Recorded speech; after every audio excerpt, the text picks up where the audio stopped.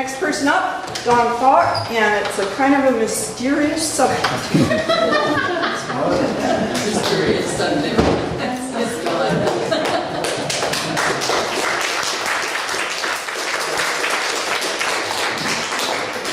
I actually, the mystery of it is that my brother embarked on an amazing genealogical study, and I came along and decided that I wanted to help him. And in the process, I got really involved in a cemetery, and I want to take you on a bit of a time travel, so a journey. I'd like you to just sit comfortably. If you want to, you can close your eyes. I'm going to take us back in time 250 years.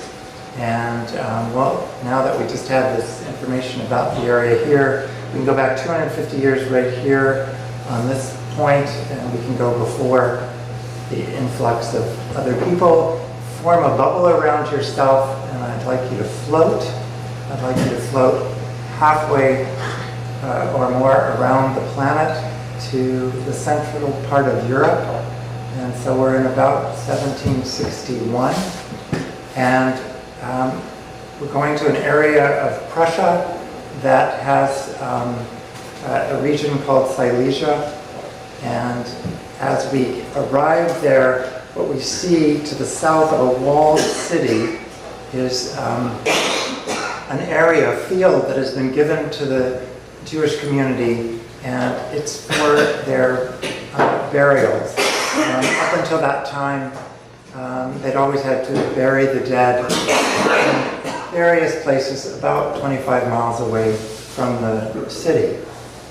So in this year, the rabbi led a group, this is the legend, to this area that had been given to the Jewish community, and people asked him where the first burial would be.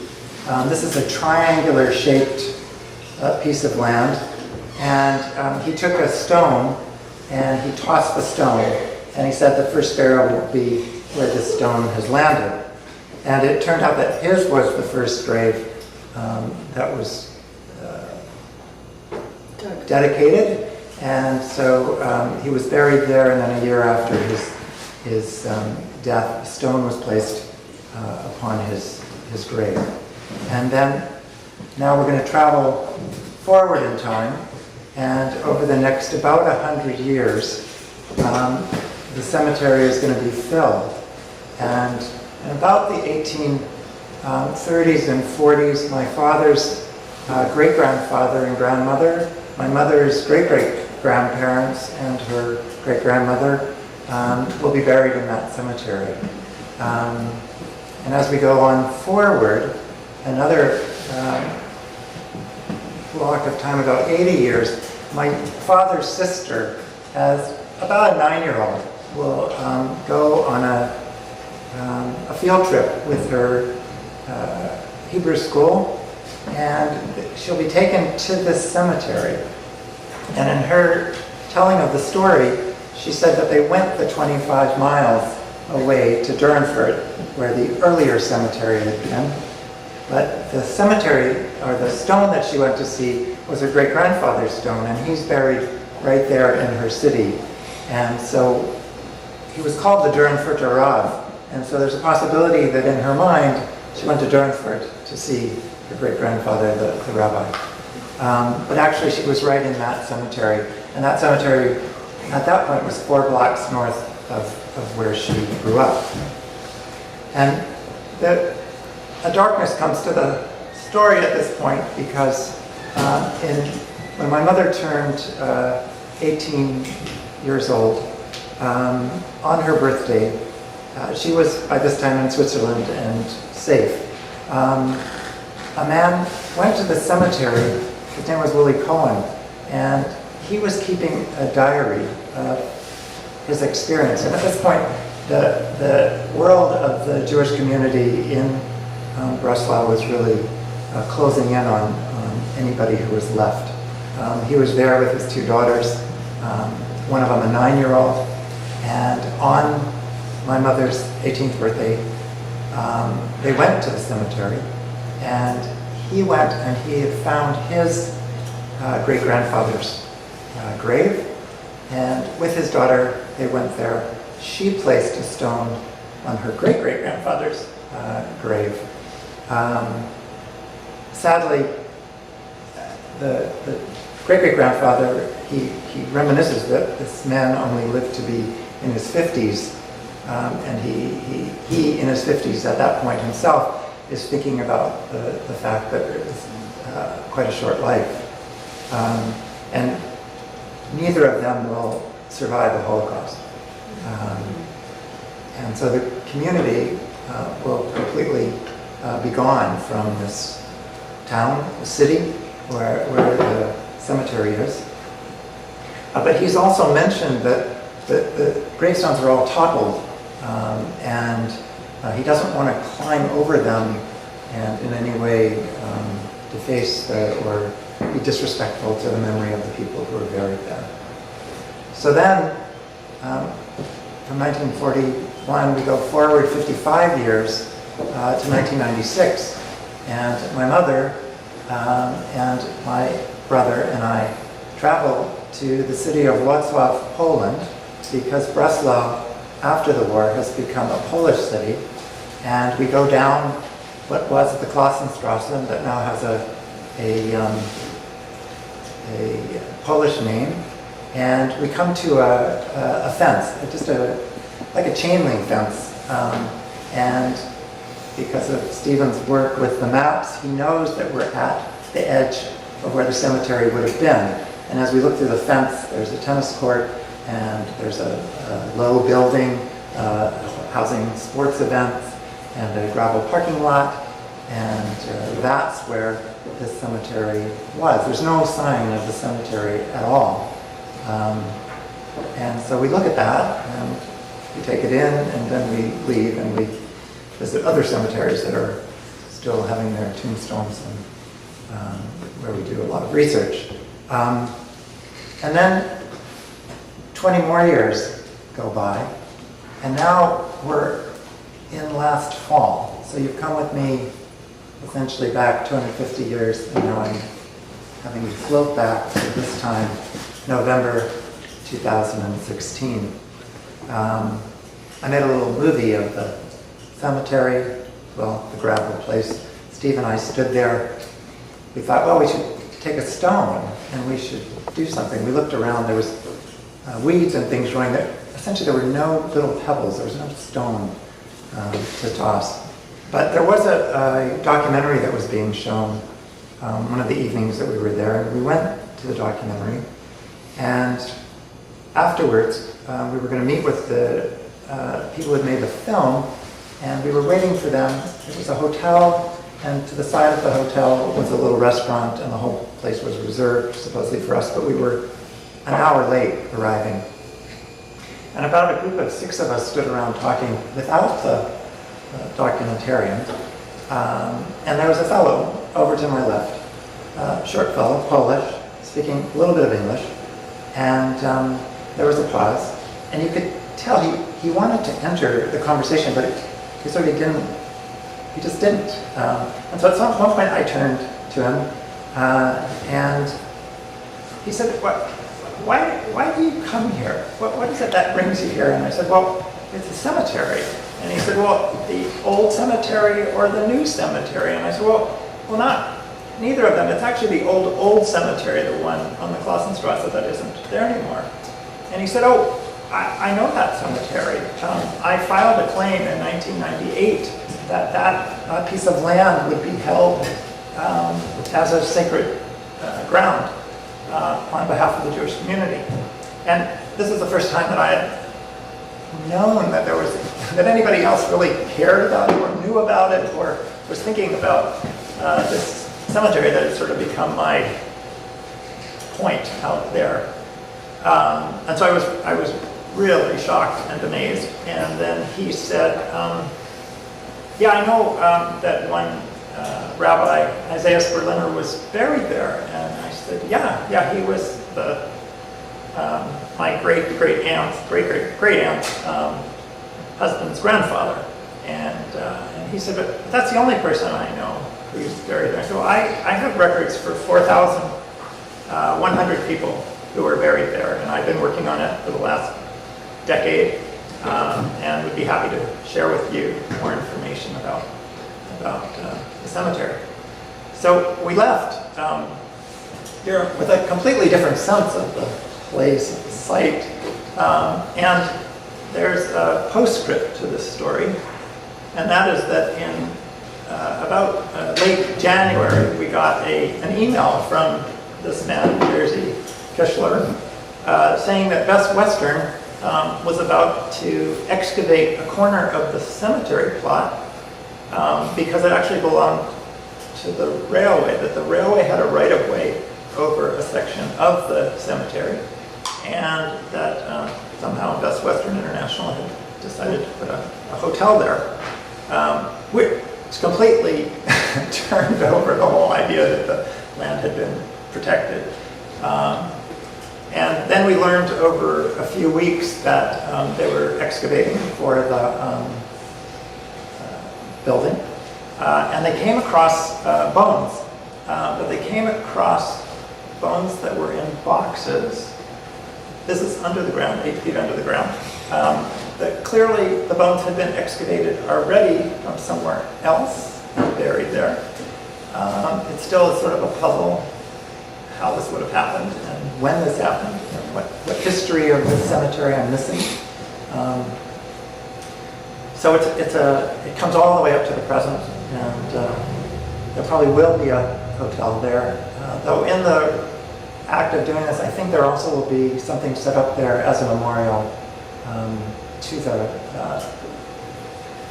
the cemetery that had once been there.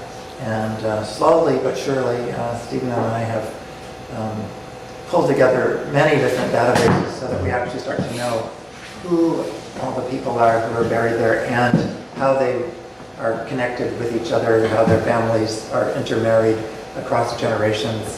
And I don't know that the work will ever stop, but that's what I do.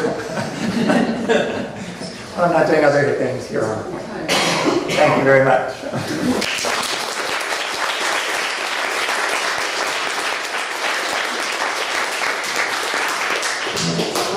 Anybody got questions? Yeah, I did. Could other people be buried there? 4,100 people are buried there. Yeah. So you didn't find any remnants of any headstones at all? Oh, actually, when they did this recent excavation, the same guy, Jerzy, that was one of the things I asked him. I'd always been really concerned about the fact that the stones were gone.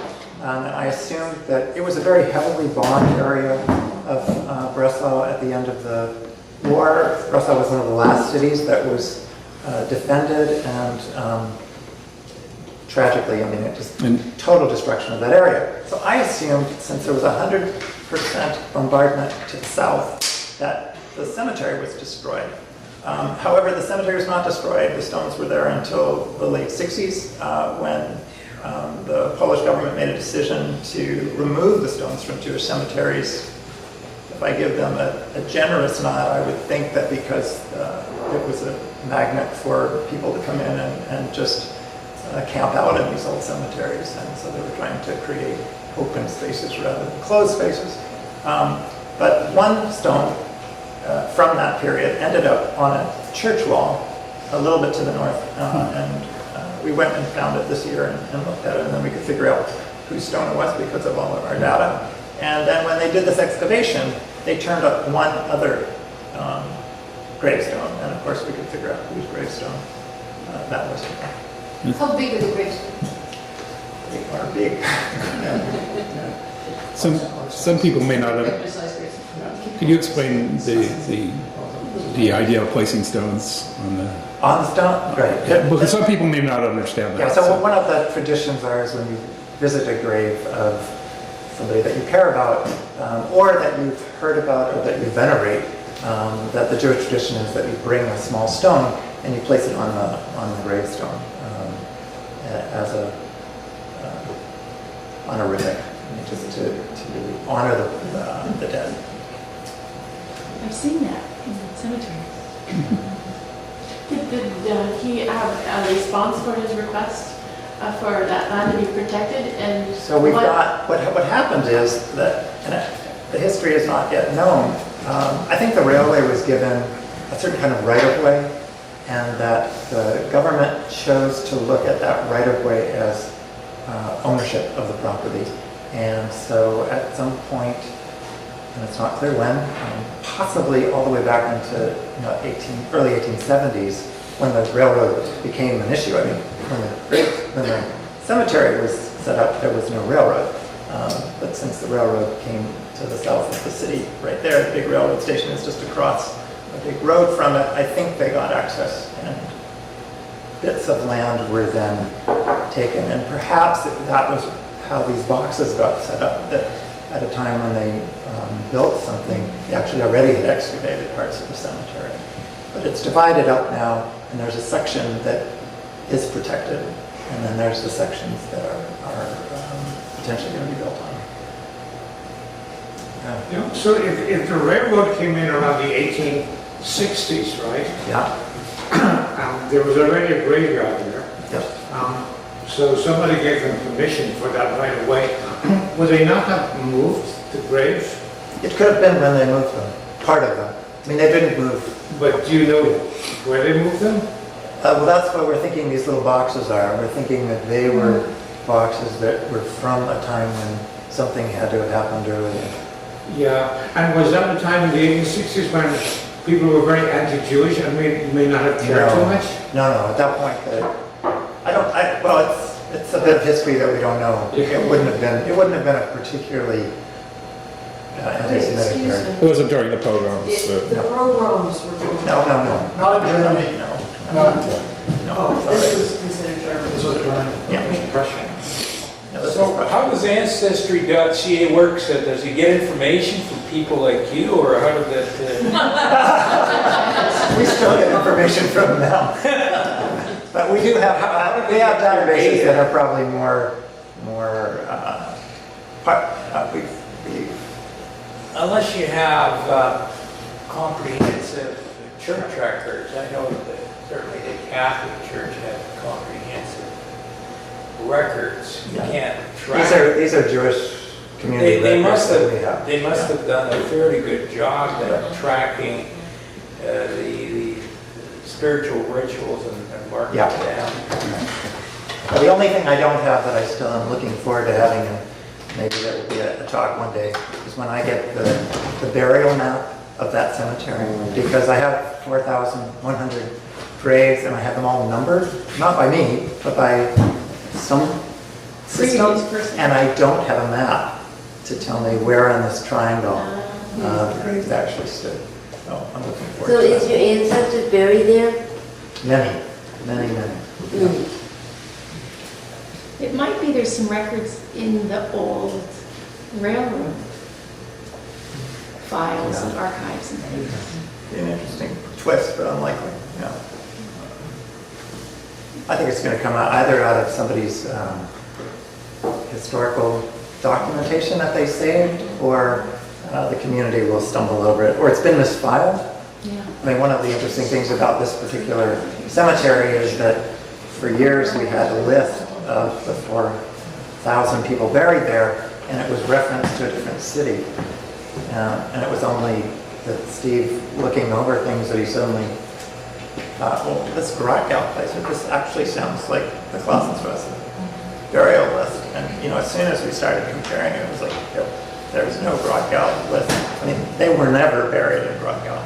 Somebody wrote Grotgau on the label, and that was where it stayed for a long time. Yeah. I didn't think it had to be relatives survived from 1941. My parents had both left. They both left. Yeah. And the others. The man in the cemetery did not survive. The man who visited the cemetery in 1940 did not survive. Yeah, he was killed, and his daughter, his 9-year-old daughter, did not see her 10th birthday. You know how many of your relatives died during the war? Well, I know. Do you know how many relatives of yours died during the war? Did you do research on that? You know, I stopped at over 300 on my family. So it's many. yeah. It's large. Thank you very much. Thank you.